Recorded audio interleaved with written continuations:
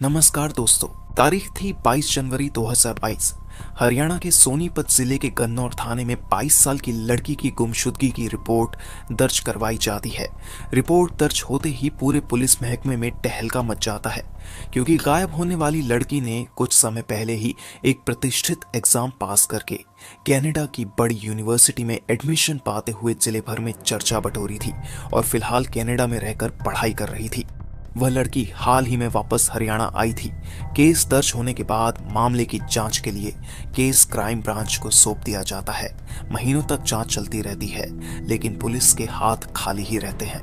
मगर 9 महीने बाद एक ऐसी सच्चाई से पर्दा उठता है जिसे सुनकर हर किसी के होश उड़ जाते हैं। इस लड़की को प्यार हुआ था, मगर प्यार में उसे धोखा मिला और इस धोखे की इतनी बड़ी कीमत उसे चुकानी पड़ी कि किसी ने कल्पना भी नहीं की थी।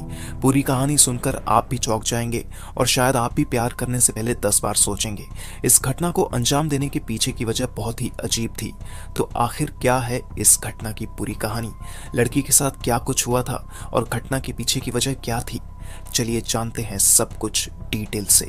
इस वीडियो को देखकर आप खुद को और अपनों को भी सुरक्षित रखें, इसलिए भी इस केस के बारे में जानना बहुत ज़रूरी है। तो चलिए कहानी शुरू करते हैं, मगर पहले जल्दी से वीडियो को लाइक और चैनल को सब्सक्राइब कर बेल आइकॉन ज़रूर दबाएं। दोस्तों, हम हरियाणा के मशहूर मोनिका केस की बात कर रहे हैं। 22 साल की मोनिका हरियाणा के रोहतक जिले के पलंद गांव की रहने वाली थी। बचपन से ही मोनिका पढ़ने में काफी तेज थी, इसलिए परिवार वाले इसे बहुत आगे तक पढ़ाने का फैसला करते हैं। मोनिका भी उनकी उम्मीद पर खड़ी और लगातार पढ़ाई में बेहतर करती रहती है। एक समय बाद मोनिका कनाडा की एक यूनिवर्सिटी से पढ़ाई करने का फैसला करती है। परिवार वाले भी मोनिका के इस फैसला में उसका साथ देते हैं, मगर समस्या ये थी कि कनाडा जाने से पहले मोनिका को एक एग्जाम क्लियर करना था। इसी एग्जाम की तैयारी के लिए मोनिका अब अपने घर को छोड़कर हरियाणा के सोनीपत जिले के गन्नौर में रहने वाली अपनी मौसी के पास जाती है। मौसी के पास आने के पीछे का कारण था कि यहाँ रहकर मोनिका अच्छे से पढ़ाई कर सके। यहाँ रहते हुए मोनिका अच्छे से पढ़ाई करने लगती है, मगर इसी पढ़ाई के दौरान एक दिन उसकी नज़र पड़ोस में रहने वाले एक लड़के से मिलती है। एक दिन, 2 दिन होते होते आए दिन अब उस लड़के और मोनिका की आंखें चार होने लगती है और देखते ही देखते दोनों एक दूसरे को दिल ही दिल में पसंद करने लगते हैं। जिसे मोनिका पसंद करने लगी थी, उस लड़के का नाम सुनील उर्फ चिल्ला था। बहुत जल्द मोनिका सुनील के प्यार में पड़ जाती है और दोनों एक दूसरे को दिलो जान से चाहने लगते हैं। इसी बीच मोनिका का एग्जाम भी आता है और वह IELTS एग्जाम पास करते हुए कनाडा जाने के लिए एलिजिबल हो जाती है। मोनिका की इस कामयाबी पर घर वाले बहुत ज्यादा खुश होते हैं। मोनिका की इस कामयाबी की चर्चा जिले भर में होती है। सभी कागजी कार्यवाही पूरी करने के बाद फाइनली अपनी पढ़ाई के लिए मोनिका 5 जनवरी 2022 को कनाडा चली जाती है। कनाडा जाकर मोनिका बिजनेस मैनेजमेंट का कोर्स करने लगती है। अभी मोनिका को गए कुछ ही दिन हुए थे कि सुनील फोन पर मोनिका को शादी करने के लिए जल्द से जल्द भारत बुलाने लगता है। सुनील की जिद की वजह से मोनिका महज 17 दिनों बाद कनाडा से वापस भारत आ जाती है। 17 दिनों बाद यानी 22 जनवरी 2022 को मोनिका बिना अपने परिवार वालों को बताएं कनाडा से वापस हरियाणा आ जाती है। यहाँ आने के बाद वो अपने लवर सुनील से मिलती है और ये दोनों चुपचाप दुनिया की नजरों से बचकर साथ रहने लगता है। फिर 29 जनवरी 2022 को मोनिका गाजियाबाद के आर्य समाज मंदिर में सुनील के साथ गुपचुप तरीके से शादी कर लेती है। शादी के अगले ही दिन यानी 30 जनवरी 2022 को मोनिका अब बिना किसी को बताएं वापस कनाडा चली जाती है और अपनी पढ़ाई में लग जाती है। अब अगले कुछ महीने तक मोनिका कनाडा में ही रहती है, मगर उसके व्यवहार में काफ़ी बदलाव आने लगता है। जब भी उसके परिवार से कोई उसे फ़ोन करता था तो मोनिका अक्सर फ़ोन काट दिया करती थी या फिर बातों को टाल देती थी। ऐसा अप्रैल महीने तक चलता रहता है। अप्रैल महीने के अंत तक स्थिति ऐसी बन जाती है कि मोनिका अपने परिवार के सभी रिश्तेदारों का फोन उठाना तक बंद कर देती है। यहाँ तक कि कई करीबी रिश्तेदारों के नंबर को ब्लॉक लिस्ट में भी डाल देती है। कुल मिलाकर परिवार वाले चाहकर भी मोनिका से संपर्क नहीं कर पा रहे थे। अब अगले कई दिनों तक मोनिका के परिवार वाले मोनिका से संपर्क करने की कोशिश करते रहते हैं, मगर कहीं भी मोनिका का अता पता नहीं चलता है। अंत में मोनिका की मौसी गन्नौर थाने में जाकर मोनिका की गुमशुदगी की रिपोर्ट दर्ज करवाती है। इस रिपोर्ट में मोनिका की मौसी अपने पड़ोसी सुनील पर मोनिका के अपहरण का शक जताती है। इस रिपोर्ट के आधार पर गन्नौर पुलिस अपनी जांच आगे बढ़ाती है, मगर जांच की रफ्तार इतनी धीमी थी कि मोनिका के परिवार वाले हरियाणा के मुख्यमंत्री और फिर गृह मंत्री तक अपनी गुहार लेकर जाते हैं कि इस केस को क्राइम ब्रांच को सौंप दिया जाए। मोनिका के परिवार वालों की रिक्वेस्ट पर अब इसकी जांच रोहतक आईजी को सौंप दी जाती है। रोहतक आईजी इस केस की जांच भिवानी सीआईए टीम को सौंप देते हैं। अब पुलिस सबसे पहले इस केस के प्राइम एक्यूज सुनील की तलाश में लगती है। काफी कोशिश के बाद भी सुनील का कहीं अता पता नहीं चलता है, मगर पुलिस वाले हिम्मत नहीं हारते हैं और अपनी मेहनत जारी रखते हैं। इसी क्रम में कहीं से पुलिस को पता चलता है कि सुनील उत्तर प्रदेश में रह रहा है। बस इसी गुप्त सूचना के आधार पर पुलिस छापेमारी करके उत्तर प्रदेश से ही 2 अप्रैल 2023 को सुनील को गिरफ्तार कर लेती है। गिरफ्तारी के बाद सुनील को स्थानीय अदालत में पेश किया जाता है, जहां से 8 दिनों के पुलिस रिमांड में उसे भेज दिया जाता है। इसके बाद सुनील से पूछताछ का सिलसिला शुरू होता है। शुरू में सुनील पुलिस के सभी आरोपों को झूठा बताता है और खुद को बेगुनाह बताते हुए कहता है कि मोनिका के परिवार वाले उसे फंसा रहे हैं, मगर पुलिस सुनील की मीठी बातों में आने की बजाय अपने अंदाज में पूछताछ शुरू करती है। पुलिस की शक्ति के आगे सुनील की सारी चालाकी फेल होने लगती है और फिर एक हैरान कर देने वाली सच्चाई से पर्दा उठता है। सुनील बताता है कि मोनिका से उसकी पहले मुलाकात तब हुई थी जब मोनिका अपनी मौसी के यहाँ पढ़ने के लिए आई थी। तब सुनील मोनिका की मौसी के यहाँ से दूध लेने आया करता था। यही मोनिका की मौसी मोनिका की मुलाकात सुनील से करवाती है और दोनों एक दूसरे को भाई बहन मानने लगते हैं। यहाँ तक कि रक्षाबंधन के मौके पर मोनिका सुनील को राखी भी बांधती है, मगर दोनों राखी के कसम को लंबे समय तक निभा नहीं पाते और पवित्र रिश्ते को दागदार करते हुए एक दूसरे के प्रेम में पड़ जाते हैं और चुपचाप शादी करने तक का फैसला कर लेते हैं। सुनील पुलिस पूछताछ में खुलासा करता है कि मोनिका से शादी करने के 4 महीने बाद यानी अप्रैल महीने में एक बार फिर से उसे जबरदस्ती कनाडा से बुला लेता है और साथ में ही रहने लगता है। इस बात की जानकारी मोनिका अपने परिवार वालों को नहीं देती है।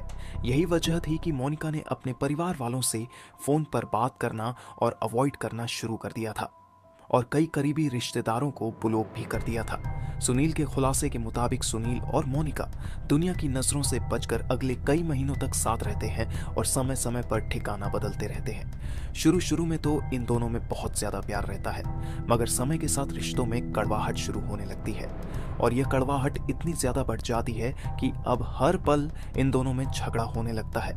इन्हीं झगड़ों के बीच किसी तरह दोनों साथ रह रहे थे, मगर 29 जून 2022 को जब सुनील मोनिका को लेकर अपनी गाड़ी से झंझारा स्थित फार्म हाउस की तरफ जा रहा था, तभी कार में ही इन दोनों की इतनी ज्यादा अनबन हो जाती है कि सुनील कार में रखी अपनी पिस्टल निकालता है और एक सुनसान जगह पर कार खड़ी करने के बाद 2 गोलियां मोनिका की खोपड़ी में मार देता है। सुनील के बयान के अनुसार गोली मारने के बाद वो लाश को अपनी कार की डिक्की में डालता है और उसे अच्छे से कवर कर देता है। सुनील को समझ नहीं आ रहा था कि इस लाश को कहाँ ठिकाने लगाया जाए, इसलिए वो अगला कदम उठाने से पहले लाश को इसी तरह कार में छुपाकर अपने फार्म हाउस में चला जाता है। उसे ख्याल आता है कि क्यों ना लाश को इसी फार्म हाउस में दफना दिया जाए। इसी के बाद अगली सुबह सुनील अपने घर पर कुछ मजदूर को बुलाता है और घर के अंदर लगभग 10 फीट गहरा गड्ढा खुदवाता है। मजदूर जब इस गड्ढे को खोदने के उद्देश्य के बारे में पूछते हैं तो सुनील उन्हें बातों में उलझाकर बस गड्ढा खोदकर जाने के लिए कह देता है। मजदूर ऐसा ही करते हैं। मजदूर के चले जाने के बाद सुनील बड़ी सावधानी से कार से शव को उतारता है और गड्ढे में दफना देता है। सुनील ने इस अपराध को इतनी सफाई से अंजाम दिया था कि किसी को उसके गुनाह की भनक तक नहीं लगती है और वो अगले कई महीनों तक अपनी जिंदगी जीता रहता है। सुनील के इस खुलासे से सभी हैरान रह जाते हैं और फिर इसके निशान देही पर भिवानी क्राइम ब्रांच की टीम सुनील के फार्म हाउस पर छापा मारती है और मजदूर की मदद से गड्ढा खुदवाया जाता है। लगभग 10 फीट की खुदाई के बाद पुलिस मोनिका के कंकाल को बरामद भी कर लेती है। पुलिस जांच में एक और हैरान कर देने वाला खुलासा यह होता है कि 22 साल की मोनिका जो 37 साल के सुनील के प्यार में पागल हुई पड़ी थी। वह सुनील पहले से ही शादीशुदा था। उसके 2 बच्चे भी थे। सुनील के खुलासे के बाद उसे जेल भेज दिया जाता है, जबकि पुलिस और पुख्ता सबूत जुटाने में लग जाती है। इसी क्रम में कुछ महीनों की मेहनत के बाद पुलिस सुनील की ही निशानदेही पर वो पिस्टल भी बरामद कर लेती है, जिसका इस्तेमाल मोनिका की हत्या में किया गया था। इतना ही नहीं, फॉरेंसिक लैब की जांच में खुलासा होता है कि इस पिस्टल से चली गोली अभी भी मोनिका की खोपड़ी में फंसी हुई थी। अब लोगों के दिमाग में एक सवाल आने लगता है कि जब सुनील मोनिका से इतना प्यार करता था, तो आखिर ऐसी क्या बात हो गई कि सुनील ने मोनिका की जान ले ली। पुलिस भी मर्डर के मोटिव का पता लगाने के लिए सुनील से मोनिका की हत्या के पीछे का कारण जानने की कोशिश करती है।